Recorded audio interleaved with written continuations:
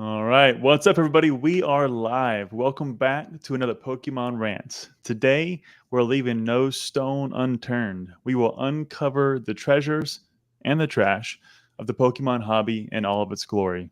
Shying away from no topic, Rock and I will discuss through questions that only exist in hushed tones, but have an absolute blast while doing it. So buckle up, Buttercups. It's going to be a night to remember. Rock, welcome to Pokemon Wonder, buddy. Hey, I'm glad to be here. I watch your podcast all the time. It's really cool. A big fan. I'm really excited for this. Good, man. Good. Me too, man. It's gonna be a fun one. I'm gonna enjoy it.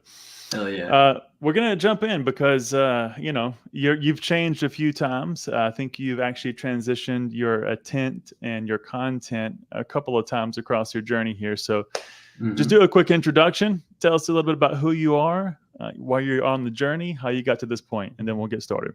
All right. Well, my name is Rock Sandy. I do commentary content right now, but I used to just do it for fun. I used to open Pokemon packs with my two brothers back in the day. Which is like a year ago. It wasn't too long ago. I'm young. It's not like it was so long ago. But it was back in the day with my back in my day. So I used to do opening content with my brothers. Used to have a blast, but Pokemon cards are expensive, man. So very true. Yeah, especially for a kid. I couldn't really afford it too much, and I was like, hey, I really do like content. I really do like editing. So I kind of want to do something that doesn't require that. Plus, still be in the Pokemon community. So I just started doing commentary videos that I had opinions on, and I'm a very opinionated person.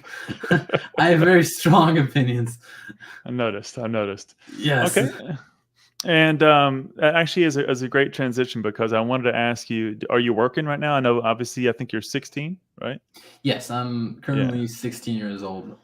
Still in school? Are you working? So I have a couple stuff. Well, we'll talk about the business later, so we can save that one. I do have a couple of stuff. However, I'm not working for anyone but my family currently. So I have a kind of like a family business that I help out with sometimes if they need me. And but I also do writing on the side as well. And I did some editing jobs in the past as well. And just YouTube. That's pretty much it.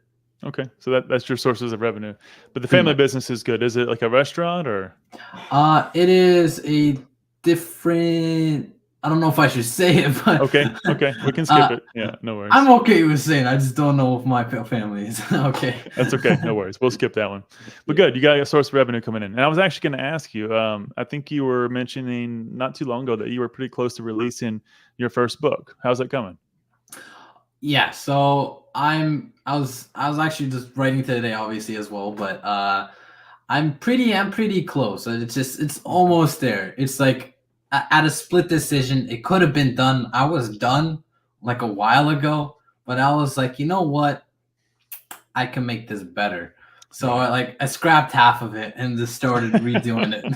I'm a freaking perfectionist, man. If I don't see something, I'm like, I'm looking for amazing, not mediocre. So I scrapped that half, and it's doing better now. It's progressing a lot better. I'm in kind of like the final stages ish, and that's coming along great. Well, good, man. I look forward to it. Let me know when it's out. I'll get a copy. Hell yeah, dude. I appreciate it. Yeah, I'll be one of your first buyers. It reminds me of the statement that Jordan Peterson talked about when he made or wrote Maps of Meaning. I think he said he rewrote that book for every word, every sentence, every paragraph, every page, something 30 times, and it took him like 7 years. It is very interesting being a writer because nothing is good enough. It's the same thing with my mom as well. She's also a writer. And I was never particularly interested, but I guess it runs in the family. It came naturally. It came naturally. Perfect. Well, keep us posted, man. We want to hear more about that. Definitely when we start to get the books out. Definitely will. let's jump into the hobby. How do you really engage? Because I'm having a hard time kind of noticing this just from the videos alone and some of the podcasts you've been on. You do a few openings here and there, but are you primarily just collecting a few sets, English? How do you engage in the hobby today? Yeah, well, I open a few sets. I'll definitely will say it's not as well a lot as I used to. I used to like open every single set. I would love to, but then obviously money is like I don't really want to spend too much money on it. If I would, I just Yeah, want to spend it on other things. And yeah, I currently now if I just want a card, I'll buy it. The that's Van fine. Gogh Pikachu stuff that happened, I was lucky enough to get it on the very first Nice. on the Pokemon Center, and it's a good card, but god dang, it's slightly overhyped. I get Yeah. it, but slightly overhyped. That's not a But $1,000 PSA 10. Is that what you're saying? yeah, it's definitely not $1,000. Yeah, that's what I'm saying. It's definitely not $1,000 PSA 10. Well, it's definitely better than the V-Star markers, though, right? Oh yeah, yeah, no, that yes, 100%. At least this one has art, has a story. Yeah, So I'll definitely side with this we'll over take a those. Vstar any day of the week. So, But do you do binder collections? How do you really collect? I don't really do binders Okay, too much, but it is kind of ironic coming from me. But uh I kind of like put them on display okay, in my little like my shelf, and then I have a few products, and then I have this cars that I really like, and then all the cars that I kind of like are okay, mediocre. I just put in like my elite trainer boxes and then call it a okay. day. So, top loaders and kind of like a stand kind of deal. Yeah, pretty much I would say so, and a Okay, few like PSA cards. okay. All right, very cool. One day we'll see it. We'll talk about that. Oh, by the way, if you stay to the end, he's gonna do a face reveal. Oh yeah, So definitely. Actually, it's gonna be somewhere in the whole stream, so you're just gonna have to watch the whole that's entire right. stream to find out. And he's only gonna do it for 1 minute, so you don't know where it's gonna happen. So you're gonna have to Yeah, yeah, watch. That's right. definitely. You guys would Um, never know. but I do look forward to it. We'll talk about that a little bit later, but I do look forward to it. I guess when it happens at card party, perhaps. Ooh, that's Um, gonna be exciting. yeah, especially if you run there. I do hope that you do the vlog. I hope you run to card party, make a 3-day event from it. It's gonna be awesome, dude. That's what I'm planning. I was actually really contemplating. I was like, that would be such a good video. I It really want to really, try really it. would. It This really can't would. be. I mean, you probably have the most views, and it would be a shock to the world. See his face, and he's doing a 3-day vlog. It would be awesome. Dude, that sounds really fun to me too. So you don't necessarily get into the investing space. Would that be accurate? Or how do you view it? Maybe is a better question. How do you view the investing in Pokemon perspective?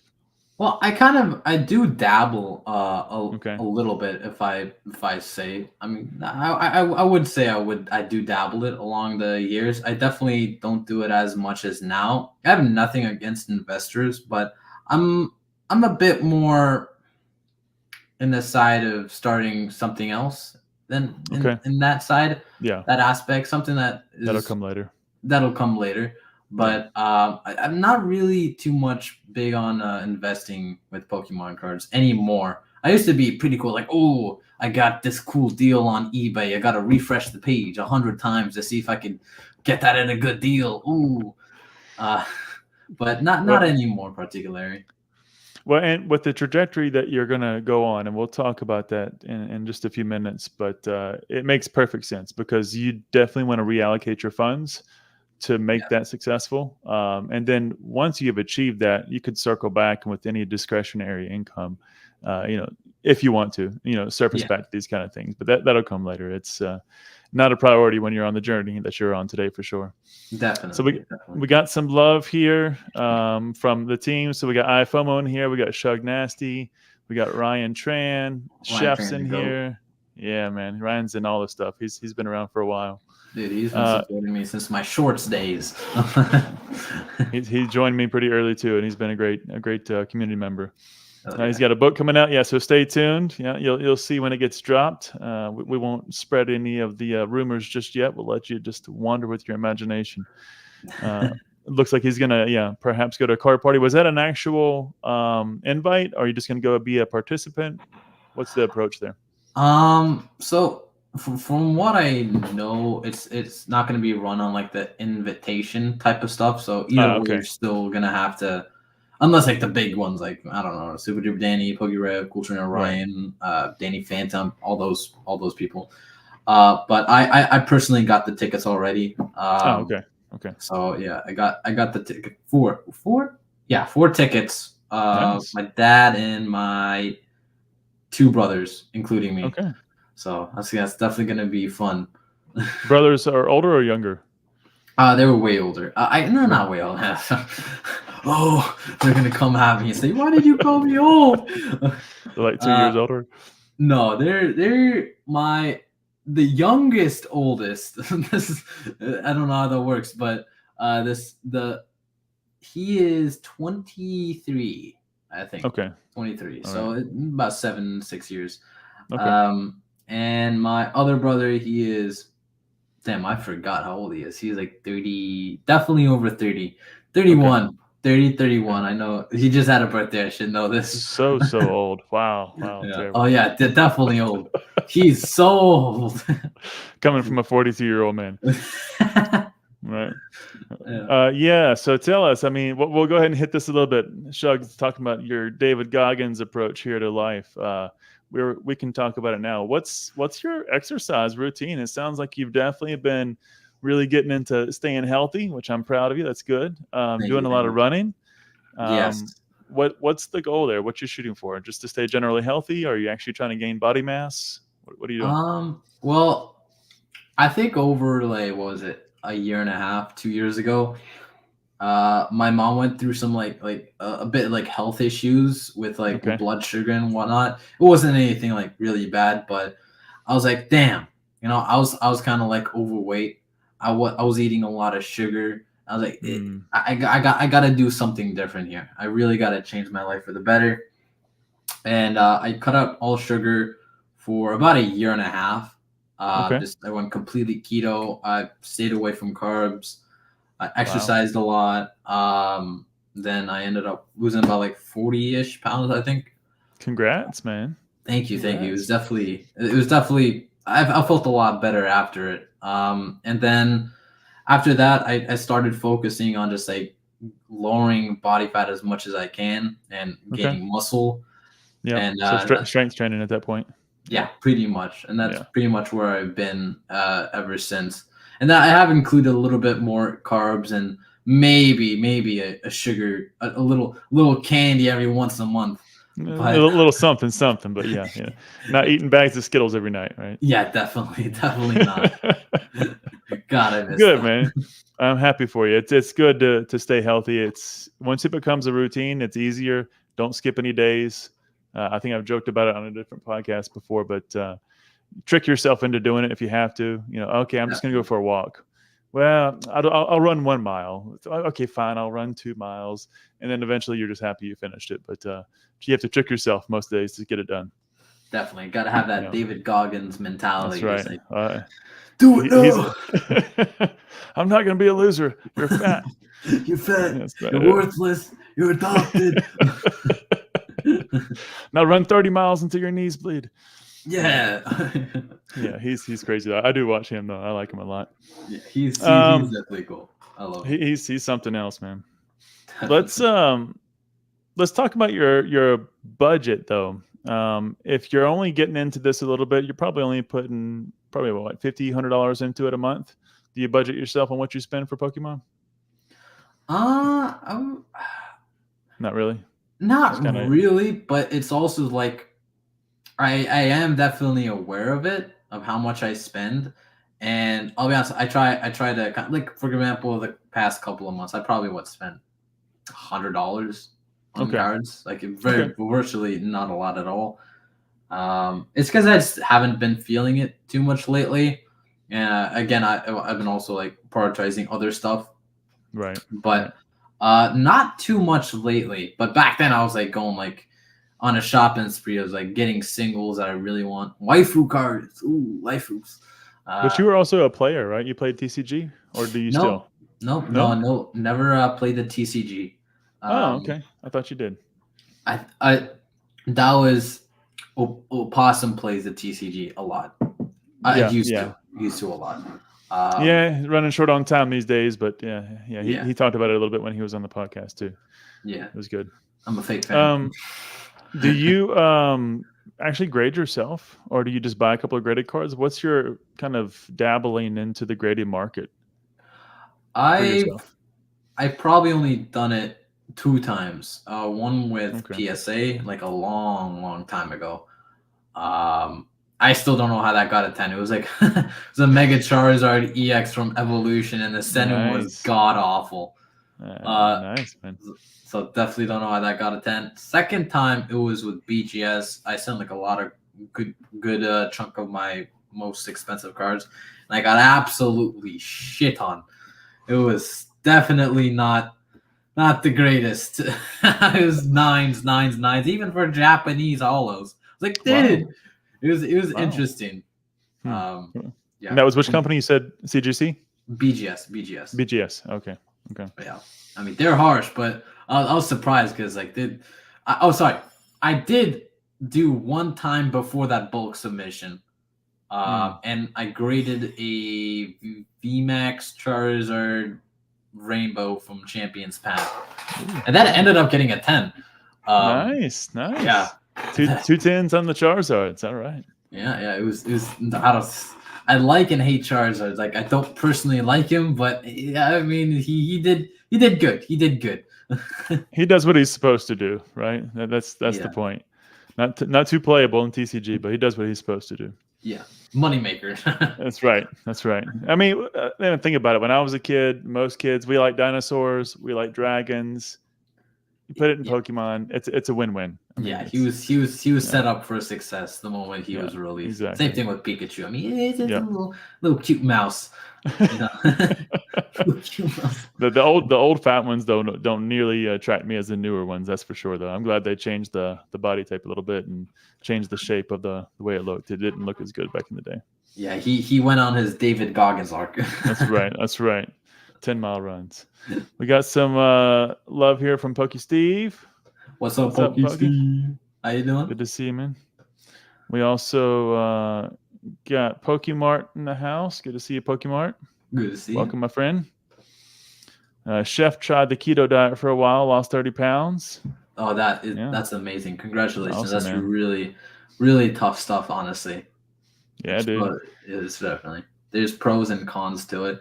Definitely some underlying cons. Hmm. Like you feel like you're awake all the time. Hmm. Definitely, Really? yeah. When you have like very little carbohydrates or carbs, you feel very, very just awake. Hmm. Same thing with like fasting and not really eating too I was much. gonna ask, have you fasted? Yeah, I've fasted a lot. Even technically, what I do now is fasting. It's 24 weird. hours.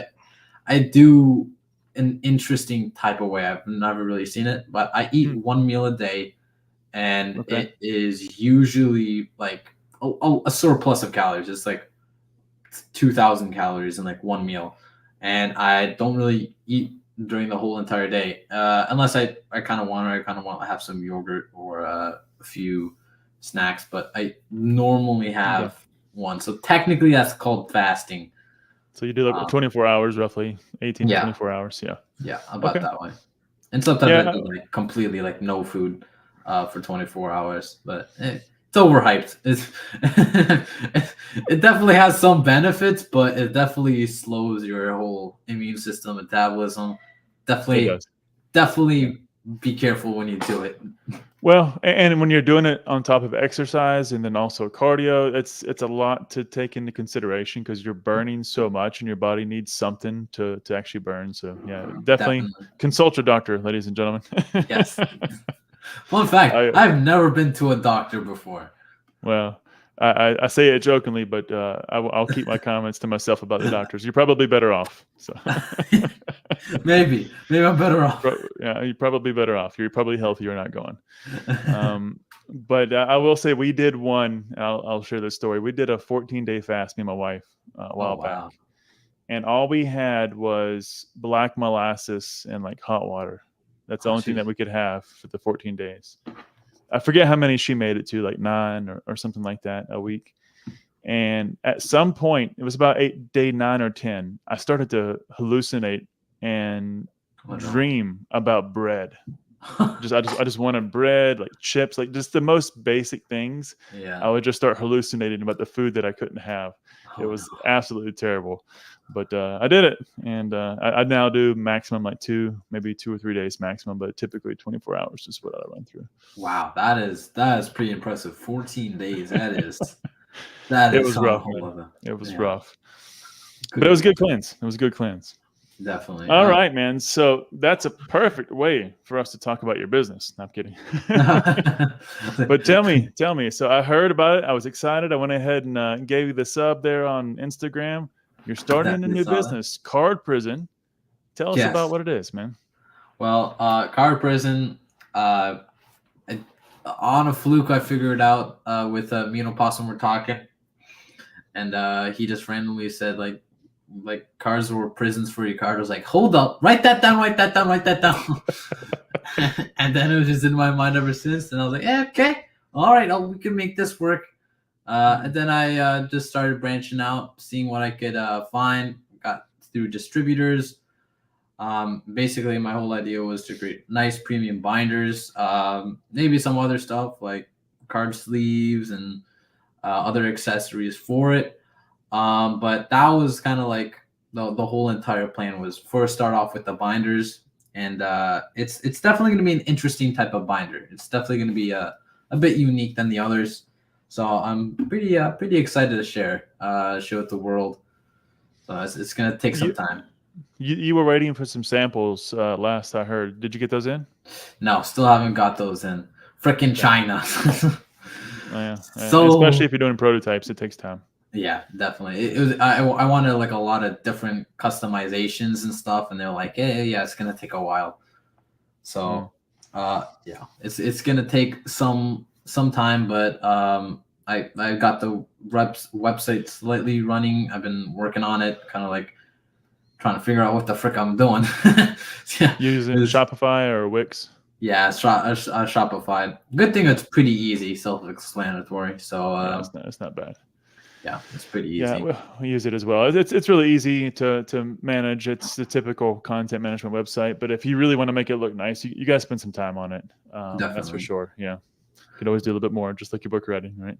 Yeah, you could always do more. You could always be better. One more mile. One more mile. One more one. So tell us then, why this business and not a different one? Obviously, binders. We've been, earlier days it was 3-ring binders, and that's what we all did. Then we moved Yeah. to this kind of Voltex kind of approach, and that's become the standard, which is now being challenged, and perhaps going back to 3-ring binders again. But why this and not maybe a different area? So I was just like debating on it for like a while now, like because I wanted to do something else in like the Pokemon community. So Okay. I wanted to start a business, and then I didn't want to make this like a hobby, but also like a business as well. So I was like, okay, I'm already like pretty well versed in the Pokemon hobby. I know a lot of people. Now, how can I kind of like use that and like build on top of it, and not like start completely new?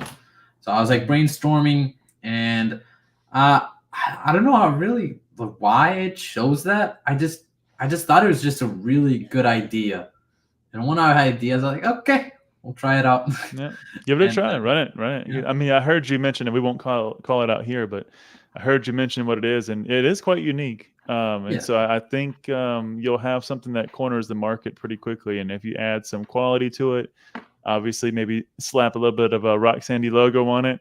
Hey, man, might be nice. I like instant it. $10,000. That's right. That's right. But Have you ever thought about grading the binder? Ooh. oh my god, you freaking genius! PSA 10, baby. PSA 10. Man. All right. Well, if you ever need any help, obviously your family runs businesses, but I'm sure they got all the ideas in the world and all the support. But if you ever need anything, let me know. Done a few myself. My background's technology. Oh wow. So anything you need, happy to help you out, buddy. Dude, I appreciate it. Appreciate it. Well, what is your type of businesses? Like, We've ran technology businesses in the past, whether it was technical services, programming services. We've ran software, social media type of software. A lot of development over the years. So did a lot of software development for about the past 10 years. oh So wow. it's been interesting, fun journey. Learned a lot along the way, a lot of pain points, and anytime we can share those and save somebody else from falling in the same hole, always happy to do it. So feel free to reach out, man. Feel free. Yeah, I appreciate it. That's pretty impressive, honestly. It's fun. It's fun. That's really It's impressive. a journey to fall, but you have to do it in order to learn. Definitely. It's better to do it that way. Practice and experience definitely That's right. makes perfect. Definitely. Let's look at the process for you getting distributors to make a physical product, because it's one thing to make a digital product. It's one thing to buy things that exist, but to create a new one requires some unique connections. So how did you go about connecting with the distributors and really building that prototype? So it was difficult, but it happened a lot quicker than I thought, honestly. Hmm. So Okay. a lot of people said like, "Hey, yeah, we freaking can't do this. We can't do this." My original plan was to, if you guys don't know like what the binder, what I have in mind or what's unique about it, it is half the binder is fits top loaded cards, and the other half fits regular sleeved cards. So that's kind of like the whole unique part. And apparently, it's hard to do for a lot of other people or Hmm. other companies, manufacturers, and stuff. So I had to find a manufacturer who had two previous models, one for just regular cards and one Hmm. for top loaded cards. So all I could ask them is like, hey, you guys already have this, so can you just like combine them? Just bam, combine them.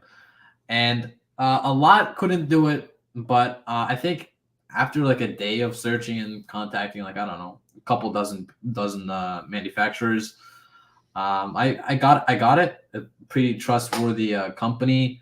They said they could do it. I got everything ready, logo set up, Nice. and all like the details of the materials and stuff. And it definitely looks pretty nice so far. So I can't wait to finally get in my hands and I can start showing it off a little bit.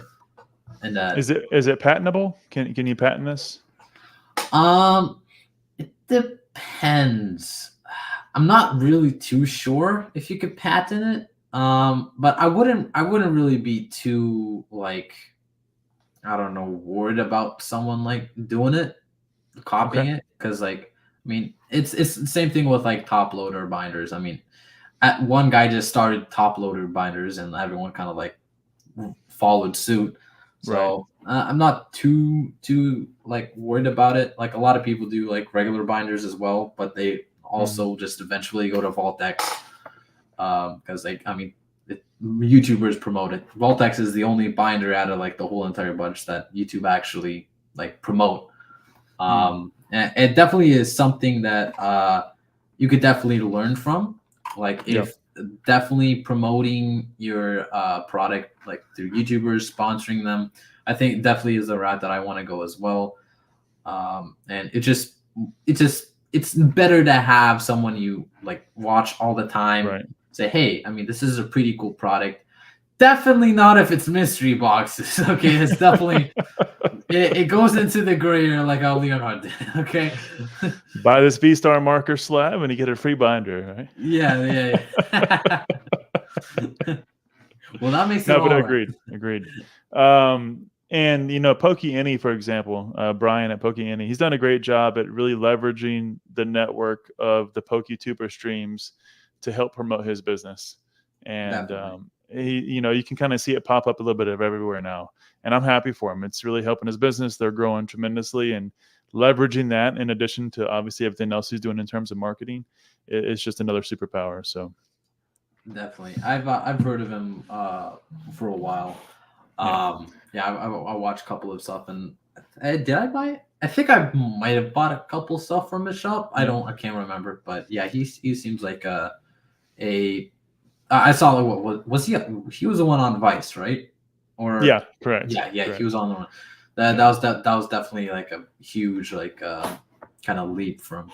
It was, and Yeah. then from there, I think things got misinterpreted a little bit, but he's definitely done a great job in growing it, changing the kind of business model, getting into the U.S. space, even though he started with Japanese. So, but then Yeah. leveraging now the PokeTuber community and really making sure that everybody's promoting his business and of course getting the discounts. It's a genius idea. So do Definitely. that for sure. Do that for sure. Um, One of the things, again, to pull the thread on this physical product, it's one thing to mock it up, to give a blueprint, pick your materials, but then when you start to actually calculate the costs, that's where things can get tricky, especially if you're shipping products, getting it manufactured, getting it shipped over, and then shipping it Yeah. back out. How do you see yourself in terms of the profit margins? Are you going to take a cut even? Are you going to be able to think profit as you start to sell this initial round that you're going to get in? Um, I think I'll definitely be able to profit a little bit. okay. If I'll be completely, I could profit. I just don't know exactly how I want to price point it at yet. But I definitely have to factor in the consideration of giving the product to other people to promote it as well, Yeah. doing a discount code, how would that affect the margins? Yeah. Like I definitely have to factor all those stuff, shipping, yada yada. Mhm. But I'm not too sure, but I think I will be able to do a decent, not decent, but I think I would be able to profit. I definitely don't want to lose anything. So Yeah, I mean, when you're in the big numbers and you were moving huge quantities, you can take some opportunities to lose a little bit. But when you're in the beginning and you're trying to get the next order in, and of course, the more you place, the better price you can get, which then, of course, you can work with that to help grow the business. yeah, It's more important to get those margins early on and make sure that you're successful in that first couple of rounds. So, I was definitely. wondering if you got down to the numbers yet. See how that was looking for you. The numbers. Yeah, I mean, in terms of your margins, or I was wondering if you had gotten there. It sounds like you have. Yeah, Yeah, if I've yeah, gotten a few of my numbers. It honestly, I want to calculate more after I even get the product because there's always yeah. that what if is There's like an unknown. Yeah, yeah unknown yeah, because it is the manufacturer is like asking. I mean, not like insane amount, but definitely not the hey $2 for this freaking binder. Here you go, like the buy 1,000. So Well, and it's hard for them too, and sometimes people don't think too much about that when they're on the receiving end. But for a oh yeah, manufacturer to create a product they don't currently have, sometimes can mean that they're going to have things in raw materials. They're going to have yeah, things sitting on the shelf that they're not selling to anybody else. Now, they may try to offload that inventory, but they're essentially investing in your idea yeah, and they're hoping that you're going to grow that idea and, of course, buy out that inventory and they're not stuck with things. So definitely. it definitely takes an investment to do that. So, and I heard you mention that you're trying to rocket this out with your own kind of savings so far. So kudos to that. And Yeah. So far, my own savings and I have it for the current run, but maybe the next one I'll probably, if it all goes well, if it all souls out, I could just keep the ball rolling, so I wouldn't have to like yeah, rely on anyone else. But I've definitely fortunate with amazing parents, amazing family, so I'm not too worried. Definitely, it is definitely like mind boggling how other people like start something out of nothing with no support, no. I was like yeah, massive respect to those people yeah. who would just like just out of nothing just create an insane business. So yeah, definitely. Yeah, the one thing I would probably say, and grain of salt, right? Take it or leave it, but grow smaller and in a very slow time frame, leveraging the profits that you're making. Because if you go and get any angel investments or get some type of a larger source of revenue, you're going to be tied to the profit margins and Yeah, squeezing, and it's not a good position to be in, especially when you're trying to start small and you're focusing on a quality product. It's going to force you to make decisions that you may not want to make. So if you hmm can grow it slowly, have those margins, fulfill that, and then run the next round, um, that will usually lead you to the better place, and you're in better control of your product. And when it definitely, has probably your name on it and your brand on it, you want to make sure you protect that. definitely. Not at the whims of the stock market or the whims of a CEO that's trying to run your company and tell you what to do. Oh yeah, I don't plan on like that's why I kind of even was hesitant to do even like a Kickstarter as well. Like Exactly. I have I have like the income to do it to start this out. So after that and after other stuff pops up, then I'll just go from there. I don't need like the current like other investors taking Yeah. like company. Yeah. Taking shots and taking profit. Yeah. Here you go, man. Love from a chef. Damn. Chef's always throwing some love in the chat. You can do it, man. You got it. Appreciate you, chef. All right, brother. Let's jump into now some content creation. So I've watched it, I've listened, and I've also caught the fact that, again, you actually had your opening channel for a couple of years or at least some change before, but you removed all your videos. What made you actually change, or you unlisted them?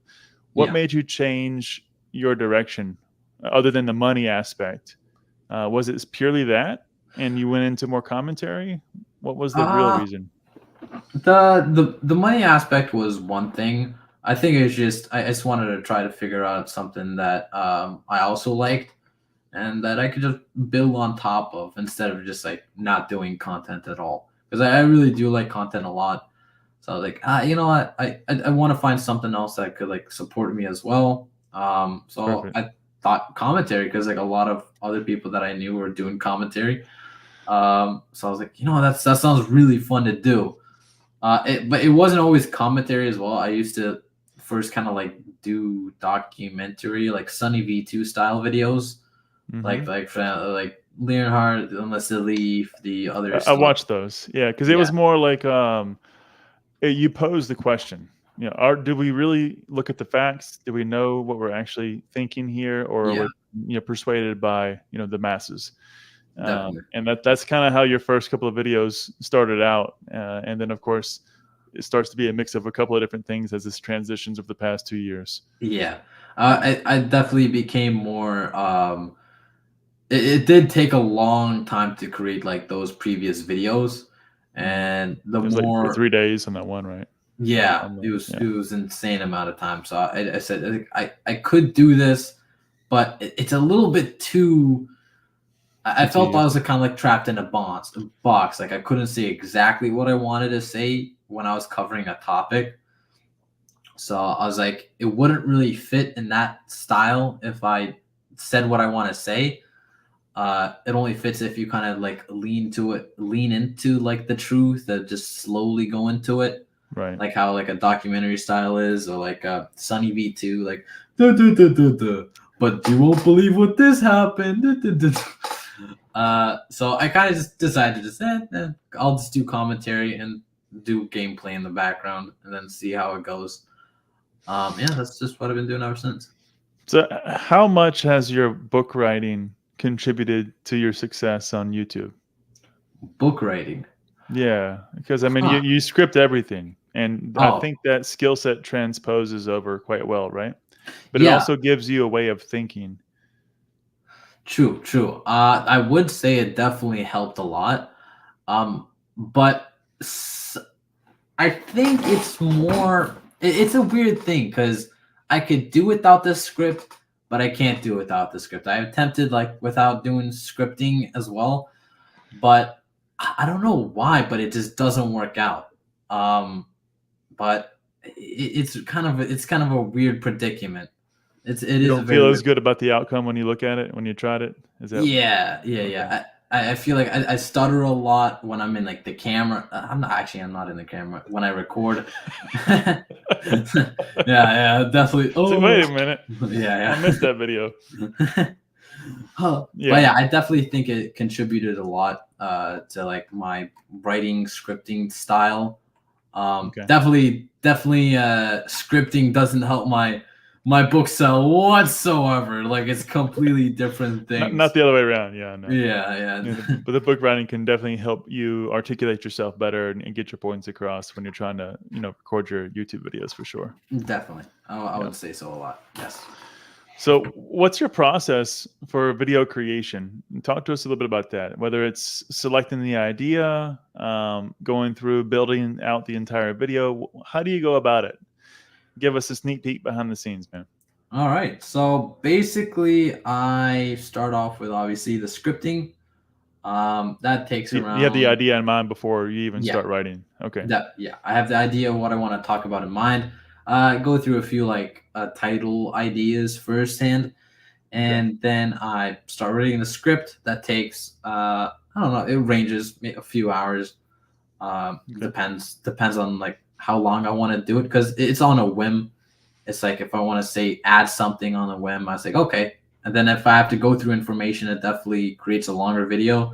Right. Um, like so, and then after that, I record it. I cut up all the stuff where I messed up or take pauses. By the way, I found a really helpful tool to do that. It was like an AI that does it for you. And when I found it, I was like, holy crap, I hit the gold mine. The one Uh, that takes out all the pauses in between. yeah, so that's the one. I was like, dang, this is such a freaking lifesaver. Because I hate just going through the pauses. It's like, ugh, it's so awkward. Yeah, Um, all those little slivers you have to cut out of the different videos. Yeah, I know yeah, exactly what you're talking about. Yeah. I'm very impatient. And after that, after I cut up all the O's and everything, I just start editing, putting gameplay in the background, like put some random pictures of memes, just plaster it on there. Whatever goes along with whatever goes along with I'm saying. Okay. Yeah, and that's pretty much it. And then I go make a thumbnail as well. That doesn't take too long, a couple of minutes. Do you spend a lot of time thinking about the title and the thumbnails, though? I know a lot of people speak about that being a big part of YouTube success, but some don't do any, and some do a lot. Where do you sit on the range? I don't. It's odd because a lot of people that are like very hugely popular don't take no notice to the thumbnails or like Moist Critical, for example. This does nothing. Just a blurry Right. 420 420 480 480 or 420. I forgot. I 480, think 480p. 480. Yeah, Yep. 480p. The like some screenshot of what Twitter, whatever post someone made, and then he just does one cut throughout the whole video. Uh, but True. I True. don't take too much time. I have changed like a couple thumbnails and titles in the past because I thought, this fits a little bit better. But I'm gonna go against like the common belief. I do not think changing your title or thumbnail in a video will kind of change anything. It won't Mm. change too much. That's what I learned personally, but definitely arbitrary for definitely. But from what I've seen from other people as well, it doesn't really change the outcome. Unless it's like a completely bad thumbnail where people like, no, I'm not clicking on that. Then maybe you should change it. But Okay. from what I've seen, it's not too important I know or effective. there's some mad scientist logic there. I think Ryan's mentioned it as well. So Critical is a genius when making videos. It is. But that blurry thumbnail concept, I actually saw something about that about a year ago, and the idea behind that is there's still a huge mystery as to what that actually is, and so the fact that it looks like it is a really poor image is what makes the people click on it, right? It's That's this like a interesting. reverse psychology type of approach to it. Instead of Yeah, having high def, super clear, it's like no, make it all blurry so they can't even really see it. So what is this? Something in the title to ask a question, and then you get them in.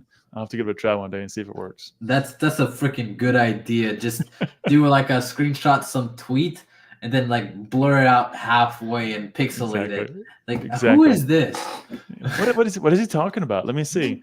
Yeah, that's it. That's it. You got him. You got And him. the title will be "You Won't Believe What He Said." Exactly. Exactly. Never seen before.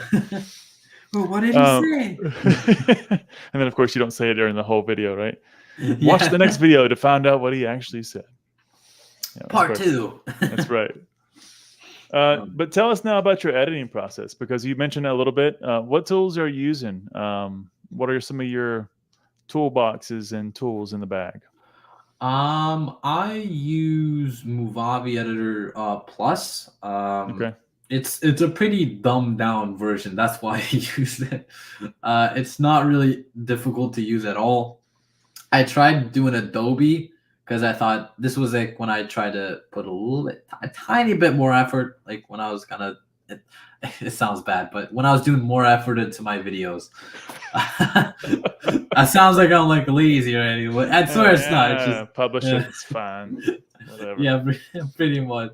But I tried Adobe Premiere or whatever it's called, Yeah. like Final Cut Pro, Adobe, and it's like a whole different world. I was like, what am I seeing? Felt like I was coding or something. Yeah, I use Final Cut Pro, and when I first got into it, I'm like, oh Jesus, I got to take classes on this now. Yeah, it's not fun. It's a lot. It's a lot, but it's very powerful, right? So I mean, it's like most things. You know, you can if you can get the job done with something simple, stay with the simple ones. Yeah, definitely. But I tend to overdo things, so I pick the most complex tools to say I'm gonna figure this out. I want to see how this works. I gotta do that too. I was just so lazy. I was like, I don't want to learn this. I'll just go back to what I know.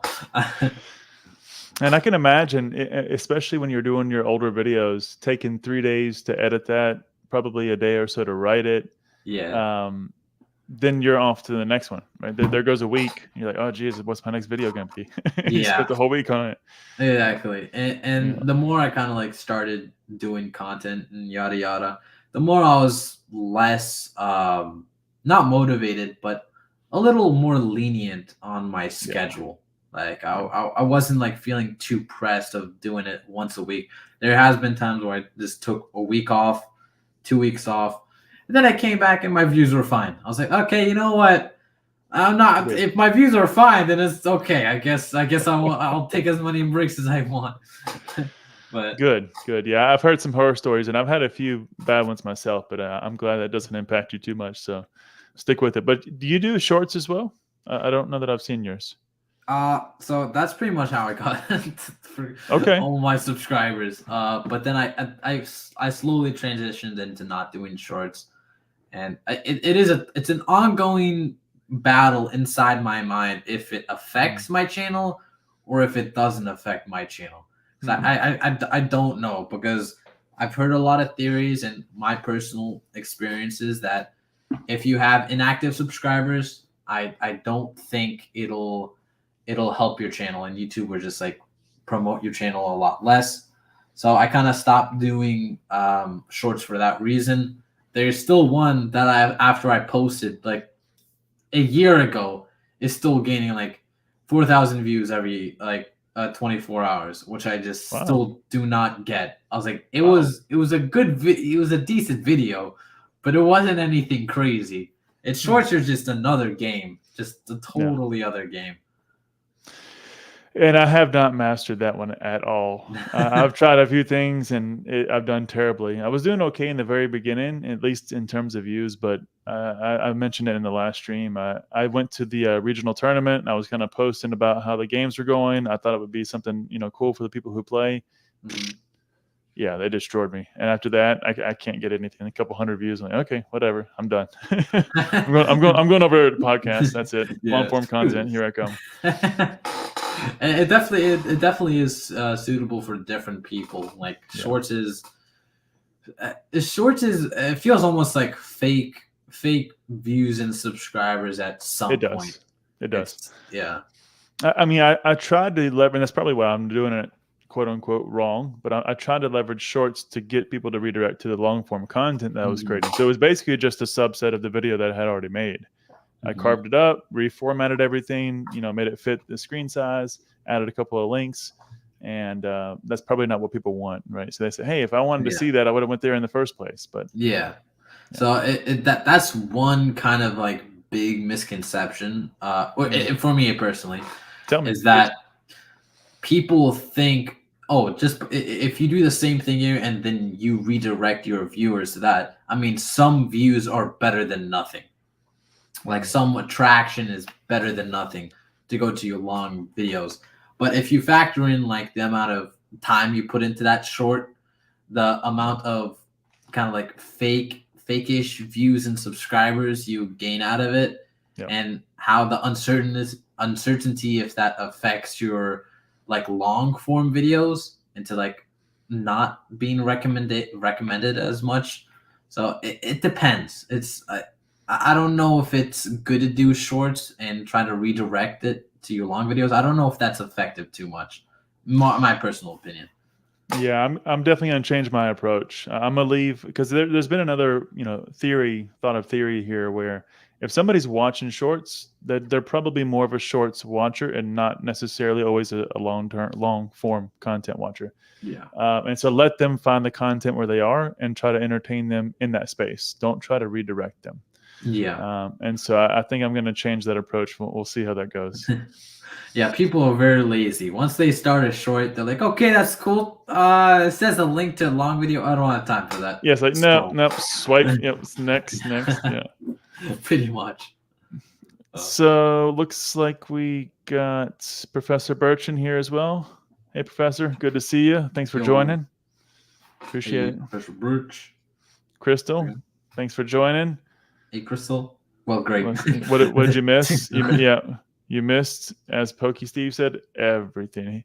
Yep, he actually did a face reveal. The first 2 seconds of this was face reveals. Sorry, you missed it. Yeah, he got to watch the whole video now.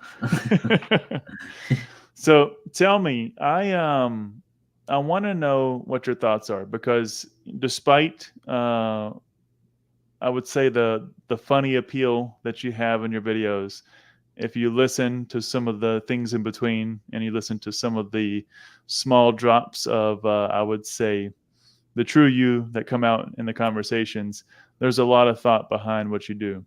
Yeah. And what is the desired impact you hope to have on your audience as you create your content? What is it you're trying to provide to them? Is it just to make them laugh? Is it more informative? What's the goal when you release videos? That's a good question. I think it's more just to entertain them, inform them. I'm not. If I wanted to, I would just start like a philosophy channel and just start going on some deep rants. But I kind of separate that in my like novels and books that I do, which is a big part of me. I definitely do like to like go into like deep thoughts and other stuff, which is very in contrast of what I show on YouTube. But I think the main thing I want to do is just entertain people, inform them what I can, and I think then that's pretty much the plan. I don't plan on just I would say giving them false expectations or whatnot, but yeah, that's pretty much what I plan on doing. Okay, and I think you nail it right on the head. I mean, I watch your videos. I was watching something, actually. I was downstairs just a little while ago and getting ready for today, and I listened to some of your content, and I just started busting out laughing. I was washing dishes. I was like, this is hilarious. Appreciate it. And the Critical Hits podcast is good too. I like it. Thank you, bro. I appreciate it. So Crystal's like, yeah, if you wanted to do some of that other content, they would love it. So give it a shot one day. Dude, mate, I did like start another channel actually. Oh, did you? Yeah, and I haven't posted on anything there yet, but I'm a big anime manga type of guy. Okay. So I was thinking, hey, you know what? Maybe I'll just try doing like these type of anime reviews or whatnot, because I do. It's definitely a big hobby of mine, excluding like the Pokemon side of it. But yeah, I noticed that in the Discord, a lot of good anime conversation going on. Yeah, a lot of big anime conversations. Yeah. Too many. Yeah. So I was watching one of the conversations with you and CTR, and he offered to be your mentor. Did you take him up on that? Oh yeah, I know him for like he's definitely my mentor right now. I'll tell you that. Good. Yeah, good. He's a great guy. I think I've been in contact with over like a year now, and he's a really solid guy. I was at first I was like super nervous, like what if I say this one? What if I say that? And then the moment where he just like does the flipping off emoji at me, I was like, you know what, F this guy. I hate you. Just randomly just like the middle finger emoji. Yeah, okay. You know what? I don't care. I think it was in the same stream he told you, hey, what are you doing? That's stupid. Stop doing that. Yeah, pretty much. It's like, I will hit a child. Exactly. Training 101. Lessons over. Good. No, but all jokes aside, he's got a wealth of knowledge, and I'm sure that there's a lot that you can learn from having him as your mentor. So definitely leverage that relationship, and you'll be better for it.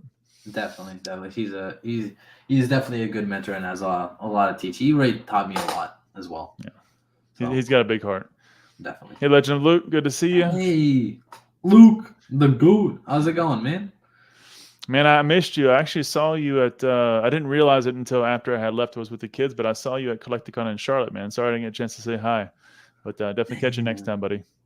Bro, he's the goat. I watched his content for a while now, and he's just love his hunts. He's just so therapeutic. It's like watching ASMR. It's like Scratching the itch, man. Scratching the itch. So we'll close out the channel topic with just kind of telling us, what are your goals for your channel? What do you want to do next? Where are you going? Do you have any specific goals in mind? I don't really have too many specific goals of just trying to be consistent. Just trying to give what I say I will. Just entertainment, some comedy, and some information along the line. I don't know how successful that will be going forward, but I also just want to just do that for as long as I can. And I know at least at some point it's just gonna it's gonna crack the code. It's gonna at least get it through, man. Break the matrix. Escape the matrix. Andrew Tate. Unplug, man. Unplug. I'm going full on red pill. I hope everybody gets the analogies we're using here. That this is gold. Going back to your anime, Krista would love it. So definitely let us know when you start doing that. I think you'll have a large following there as well. Although definitely something I want. What mangas are you currently in, Rock? My favorite manga is a show called Vinland Saga and manga. It is absolutely just freaking amazing. Like, it's definitely one of my bigger inspirations, story-wise, for my novels as well. It's set in the Viking time period and everything. Good time. And it's just good time. A slice. Back in my day. Back in my day. You won't believe what I saw last week. It was just some guy in a boat sailing. That's right. I was sharpening my axe one day. Yeah. Okay, good. Is that relatively new though? It is been around since like 1990 something, or even the very early 2000s. It's just a bit older. Okay. Yeah, it's just absolutely just gorgeous manga, gorgeous anime. The message it has is just very. It is very like sad and melancholic at times, but the journey that goes through it and the message, the overall message of it is just amazing. So if you want, if you ever want like something that has a really, really good message at the end, I would definitely recommend that, because it's definitely not something that will be topped anytime soon. Okay, I'll check that one out. You got me interested. Yeah. She said, "Yeah, that's a good one." Yeah, perfect. Crystal's Crystal's a girl of taste, I see. That's right. What about, speaking of taste? Chef wants to know what your favorite dish is. Dang, that was a perfect transition. Right. It's almost as if we script this entire thing. You guys would never know. I guess we'll never know. So my favorite food, that's it. I would say pizza, hamburger, the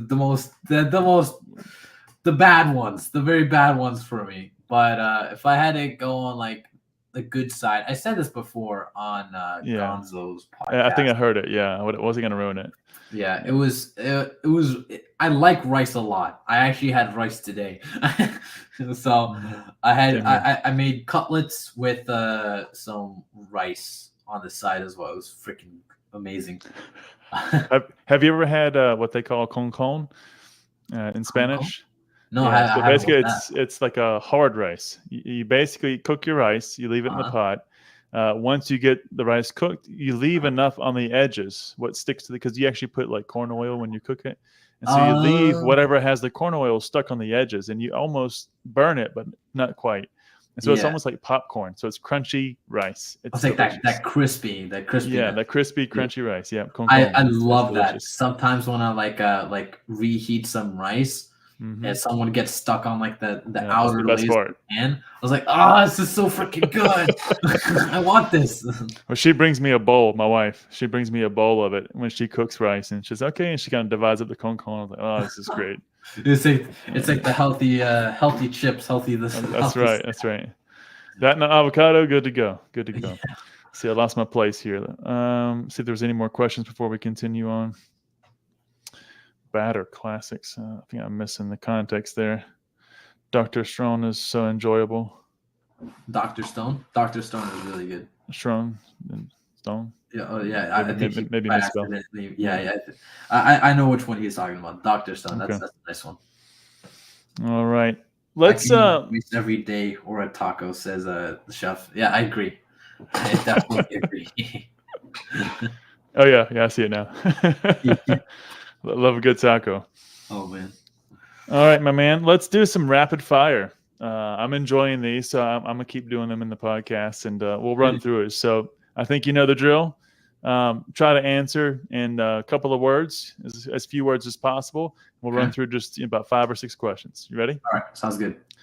Worst food you ate this week? Oh man. Uncooked eggs. How many years do you believe the Pokemon hobby will stay alive? As long as cardboard material is a thing. Good answer. Worst Pokemon creator? Oh, freaking Christ. Ooh.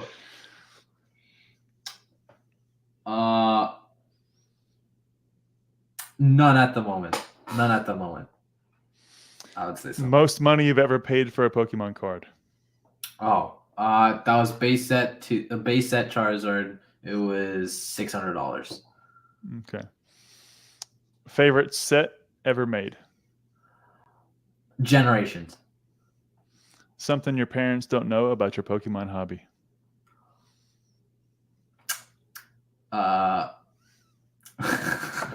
A lot. That I secretly talk to people that swear. That's pretty much it. I'm sure they hear you in the other room, right? They have to. They have to hear it. But you got headsets on, right? So yeah. So they can't hear me who I'm talking to. All right, so we'll jump over to the personal side, and we'll touch a couple of topics. It's a bit bigger here for you because I picked up on a few things that I really wanted to kind of talk through and get your perspective. And as always, if there's something there that you don't want to speak too much about, feel free to navigate away from it, and we can move to the next one. Okay? Yeah, for sure. So, your relationship with your parents is quite honorable. And I think you may have mentioned it at the beginning of the podcast, but I just still wanted to confirm anyways. There was a comment made about a life-changing experience that changed your perspective of how you spend your time, but also how you look at that time with your parents. What was that life-changing experience that changed your perspective? Funny enough, it wasn't anything really deep. It wasn't. I'm not really like a crazy religious person either, but it's not something that's anything too deep. It just it's a slow progression of what you actually think. Because I like to imagine things. I'm very kind of spacey type of guy. I like to daydream about a lot of stuff, and I'm not schizophrenic, okay? uh, but it's a slow progression. It's definitely a maturity thing that comes a long way. But I see a lot of people just don't have that, don't Mhm. experience that, the same feeling as I do. Like they're just completely not focusing on that. They already plan on moving out when they're 18, like whatever, just F you, mom and dad. I mean, I could Yeah. get that if your parents are like not the best or like aren't friendly towards you and like treat you badly. I could get that 100%. But I definitely think having a level of respect towards your parents is like a very big deal because they're at the end of the day, if what you might think is harsh is just they're them trying to protect you is Hmm. my opinion on it. And I think it's because I've been maybe homeschooled a lot. I mean, homeschooled all my life. Never went to school. So I think maybe that's plays a part of me kind of viewing a little bit things differently than other people my age. But to like completely go back to the topic, I've never really went through anything like very bad. I did have like some losses through uh, friends of mine, and then I have to help them go through it as well. And I try to help them as best as I can. And having that and visualizing that could be you just makes me feel like, Exactly. hey, Yeah. I should definitely value what time I have with my loved ones a lot more because everything is not like permanent. Exactly. Nothing's permanent Yeah, except death in Texas, right? yeah, definitely. But it's a good point because that perspective definitely can change how you feel and how you enjoy those moments in life, and in a positive way. When you can learn that perspective from somebody else's pain as well, Mhm. it's better because it gives you the opportunity to perhaps seize that moment before it's gone. Because if your perspective was learned through your experience and you don't have that opportunity anymore, that would be a tragedy and Yeah, missed opportunity, right? So, definitely. okay. It's Um, good to learn from others and like their experiences to make sure that you don't make the same mistake they do. So I yeah, think that's the whole point of learning from others is to make sure that their experiences are are you remember them pretty much. yeah. Uh, I love learning from somebody else's mistakes. That's for sure. yeah, Going back to a funny comment here for a second. Crystal says that's exactly what a schizophrenic would say. Right? I'm not schizophrenic. I promise. you know what? This whole podcast is just me just dreaming. Uh, thanks, iPhone. I appreciate it. Appreciate Dude, it, sir. he's a goat. Thank you, man. Hey, that's All me. right. Oh my god, I You're teleported. famous. You're famous, Rock. Look, your Oh name's my on god. TV. Thank you for the shout out. Oh my god. Thank you. Um, thinking back to your parents, though, you also made some comments about how different your parents' strategy was raising you. Can you speak to that a little bit in terms Yeah, of, and the reference here I'm making is the freedom they gave you in choice. definitely. And it's quite different than what you typically see, at least in my years of growing up, which is a long time ago. But That stone ages. but tell us a little bit about that approach in terms of how they raised you and how that's impacted your success, because it has a huge contributing factor into how Mhm. you think about things, how you move into now starting your business, obviously taking the journey on your YouTube. Um, it's all impacting because everything's connected to everything, right? So tell us a little bit about that and branch it into your success. Yeah, this is a very good question. Actually, I love sharing about like my family, but I think the things they did a little bit differently and like the freedom they gave me. Well, first, I'm the youngest child of like five, so she did. My parents definitely had a lot of experience to on beforehand, like what not and what are like the best, most effective like parenting ways to do things. But number one, they've definitely knew from their like a couple mistakes they did in the past that like school just wasn't for us. or the school just wasn't for them. They just didn't like how it was, um, I guess, influencing like the children. Now, school is amazing. Don't get me wrong. If you like have like a passion and you really want to further that passion into something new, I think that's great. But I think that definitely contributed a lot for my different outlook on a lot of stuff. Um, because in a way, especially like schools nowadays, it's definitely wasn't always like that. Schools back probably like a couple decades ago were definitely a lot different in other areas.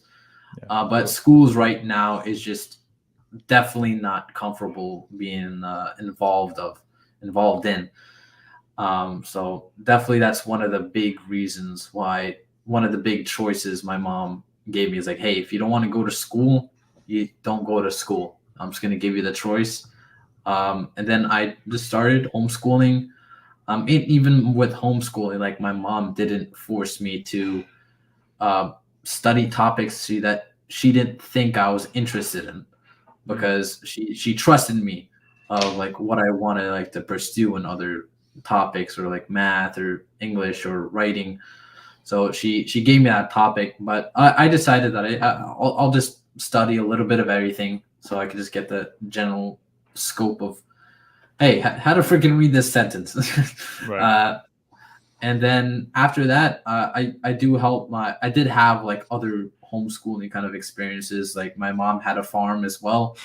Oh, Um, and I was like the main one helping out, and it definitely gave me a lot of that a learning lesson of like how to provide and how to clean, take care of something, like living in a appreciate life, and how it kind of like gives you, like how it gives you back what you give right. to it.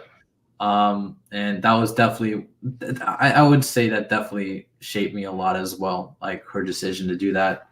um and yeah, that's just a bit of it. And then she was just never really forced me onto like doing, hey, you work, go to McDonald's and work. Hey, Right. uh what are you doing here? Like, 18, you gotta move out. You gotta start saving money up, you know. Like, my parents definitely were just very supportive. Like, they just wanted me to have a happy childhood, no worries at all. And yeah, that's pretty much their parenting for me. And that choice, that ability of choice is quite important. And so taking back to the second question, or second part of the question, how does that then help you now into your success? Because I think it probably adds a lot to your creativity. It adds a lot to your thought process. Obviously, not just taking the farm time, which actually makes a lot of sense, and why you might be at the mental position that you are, but also then while you're following her footpath, for example, in writing. Yeah. So having that option of choice, I think, really has a lot of contributions to your success. And, hey, I want to start this business and I want to work on Mhm. this or build this product and release it to the community that I love so much. I think that definitely has a large factor into it. I, Would you de- agree? I definitely think so. I think Yeah. a lot of misconception is to kind of close your child off to only following the steps you want them to follow. Right. And Right. although it is scary, I definitely, if I was a parent, I'll be like very scared. Like, you don't know what's best for you, and I totally agree in some areas. But I think giving your child or whatever, kid, daughter, son, the necessary flexibilities of doing what they desire will definitely help in the long term. At least from what I think or my experiences. Um, And I would agree. But there's, as always, a double-edged sword with everything, right? yeah, Um, and I'm glad you kind of mentioned it already. I think there does have to be a foundation, because you have to get through the basics of life, because once you go out into the real world, you have to be able to do basic math and Yeah, things that definitely. you have to have a foundation on. But Yeah, once you build that foundation and you get more into what is your life and career going to be doing, yeah. and leverage that foundation to execute whatever that is, and then you can get hyper focused on writing or having Mhm. your own farm or whatever the case may be. So I think the freedom comes once the foundation is established, and it sounds Definitely. like you made the same choice as well on your own. So Yeah. kudos for that. I appreciate it. Yeah, I definitely agree with that. It has to be some sort of like ground rules. Like, Yeah. I'm not gonna let my child go out partying when they're like 13 or 14. So yeah, no, I Yeah, know it's you like, want to do no, that. you're staying home. It's like, Dad, I'm gonna go drive drunk. That's a great idea, son. Go for it. Yeah. It's like, no, no, give me the keys. Oh man. So love and respect for the farmers here. It is a tough gig for sure, for Yeah, sure. it is. It is definitely restrainious. Do you still have one, by the way? Still have a farm? um, so I do have quails that I take care of. Okay, So it is funny because we live in an apartment complex. really, And just on the backyard, there's just 100 quails. really. They It's let you not do on the that? backyard, in the porch. Uh, Wow. they're in like a pretty nice cage. I actually I cleaned them today. I had to shovel all their shit, and Literally. yeah, literally. And Okay. yeah, I do have a little bit now, but the big one was when we had like an actual like house and a lot of Land and farm. acreage barn. Okay. Um, and also when I wasn't doing like a lot of the stuff that I do, like writing and Mm. like YouTube. I was just focusing on learning like how to read, write, and etc. But yeah. What do you do the quails for? What's the purpose that you have them for? Is it to sell them individually? Um, Um, Meat? uh, I think it was just my mom wanting it. Okay. It definitely is a lot of like nutritional benefits for like having quail eggs as well, but I think my mom just really needed to have something her own, like take care of something at a time. Um, Okay. and I just Something. wanted, I got you. yeah, yeah, pretty much, and I just wanted Right. to help her out, and I think I just want to help my mom out. Very Fair tiny eggs. thanks. Yeah, you know what? Now that you say that, Luke, you're right, because I order a nice dish from the Vietnamese place, and they have quail eggs in it, so it's perfect. It is very, very tiny. It is very It tiny. is. They're small. They're bite sized for sure. But they're I pretty think cool when you fry them up. They're like just have like a pop up bunch in your. I love this here from Ryan. If Rock was a father, would he name him Rock Junior or Stony? That's a good one. I like it. I I like would it. I would pick Rock Jr. because Stony sounds like stoner, and Right. stoners are just Yeah. Yeah. drug addicts. Yeah. So I So, think I'll do Rock Jr. Rock Junior. Rock Junior. I like it. Yeah, Yep. That's him, Mr. Walrus. Where you been, man? Where dude. you Yeah, been? I really am a rock. I'm telling you.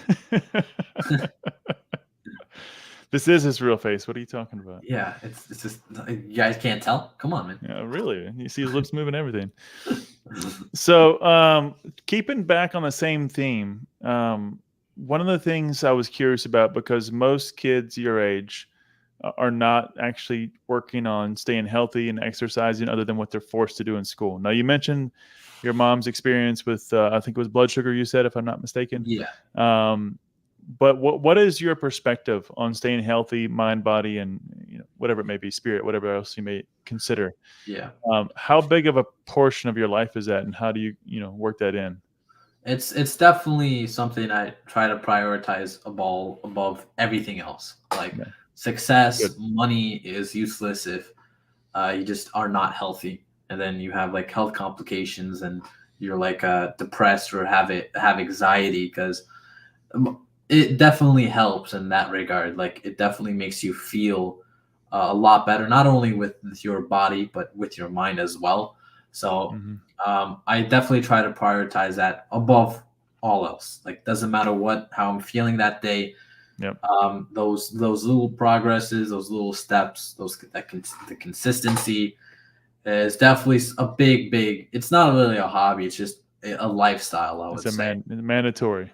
Yeah, it's mandatory. I really try to do as much as I can, and my brother and family also do it along with me Good. as well. So I Oh, definitely nice. I run with my brother all the time. I actually ran before the podcast. Uh, Oh, perfect. That's why you were late. tiny bit. I might have been taking a shower at the time. Not gonna lie. Well, Uh, since you don't have a camera on, you could have joined from there, man. Jeez, don't made worry, everybody wait. I had to put my makeup on. I'm sorry. I know, I know. This was a good one. I missed this earlier. Luke gave the best name for his son, Geodude. That's a good one. Perfect, That's a good one. perfect. Geo, dude. Oh, here I we love go.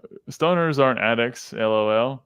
That's exactly what a stoner would say, that. right? Yeah, that sounds very suspicious, Steve. It's very stonery conversation there. Let's see.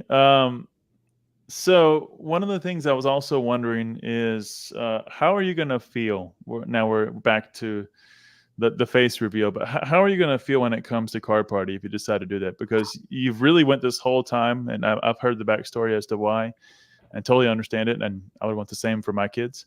Yeah. But how do you feel coming up to that potential reveal? It's got to be quite a big weight on your shoulders at the moment. It honestly it doesn't feel. I'm not too worried about it. Okay. Obviously, because it's a year away. So by the probably when the day before, I'm like frick. Oh man, I don't want to do this. Yeah. So it's definitely it's definitely gonna be a little bit nerve wracking, but it's not something I really am afraid of doing. Same thing with just being behind the camera as well, because a lot of people don't do this and don't know this. I haven't really said to a lot of people, but before Pokemon YouTube, I used to do skits. I used to do like funny comedy skits. Oh, really? That I would like film, edit myself, and because I just really like those like short like skits on that YouTubers posted. Like I really love that. So Love it. I think I kind of like prepared me a little bit unknowingly that I would Okay. eventually be sharing my face. So All right, so it's not the very first time then. Okay, yeah, I yeah. got you. I got It's you. not very first time, but I definitely gotta still work my body to be in tip top shape before then. Hopefully. Oh, it makes sense now. You're working out because you're gonna be on camera coming a year from now. I Yeah, got it. I yeah. got it. I gotta have that Right. six pack before then.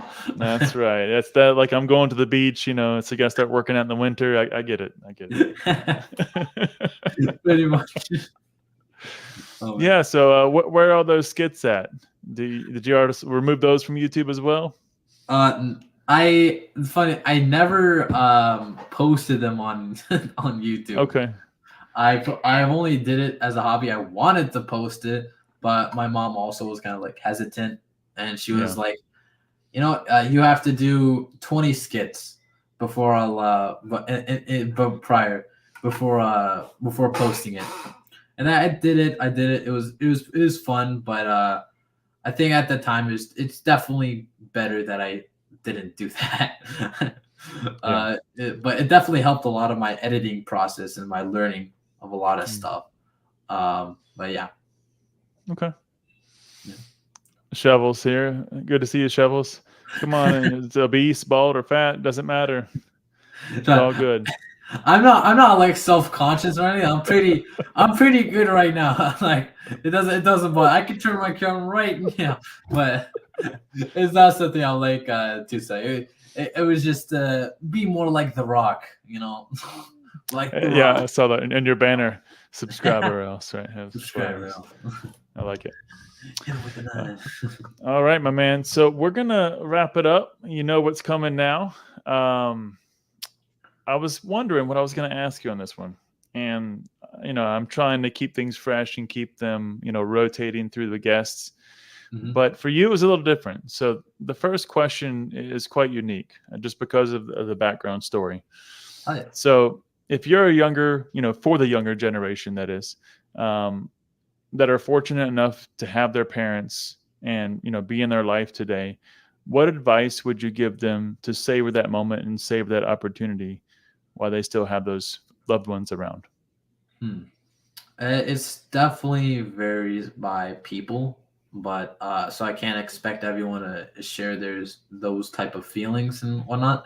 Right. But I think the more you grow, the more you'll experience. You'll definitely notice that everything is not temporary. It's sorry, everything is not forever. It's only for a short period of time, and when you grow older, when you lose a lot of those people, you'll definitely regret not spending those like precious times. And I think that's the best. Like, try not to feel regretful in the future and try to avoid that. So if you might think you might feel regretful in the incoming future, well, then that means you got to fix something. So I think that's the best advice. So just be careful. Don't feel, if you're going through something and you feel like you might regret it in the future, I think it's best to try to fix those type of problems. Yeah, I would agree. Keeping letting those things that seem small at the moment, they only get bigger if you don't, address them early on. So don't Definitely. let your small problems become big problems. That's for sure. Exactly. Yeah, They'll bite you in the butt later on. exactly.